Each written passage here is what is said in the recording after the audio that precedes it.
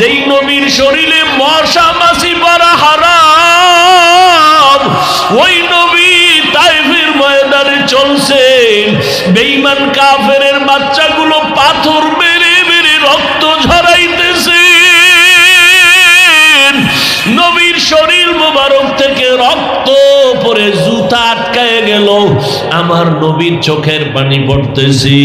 আল্লাহ কয় জিবরাইল যাও, আমার নবীর অনুমতি নিয়ে তায়েফের মানুষগুলোকে ধ্বংস করে দাও।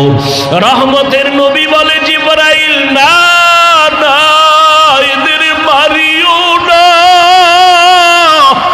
এই তায়েফের কাফেরেরা জানে নবী মুহাম্মদ কে, ওরা যদি জানতো আমি বড় ইয়তীম, আমার বাবা নাই, আমার মা নাই, আমি দুনিয়ার কোনো স্বার্থের জন্য ওদের পেছনে দৌড়াই না, আমি নিজের ঘরের খবর না নিয়া উম্মতের জন্য পাগলের মতো দৌড়াই। ও উম্মতের দল, আম্মা জান আয়েশা রাদিয়াল্লাহু তাআলা আনহা কান্না জিজ্ঞাসা করেন, নবীজি একদিন তার হুজরায় বসে কান্না করতেছেন। আম্মা জান বলেন, নবী আপনি কাঁদেন কেন?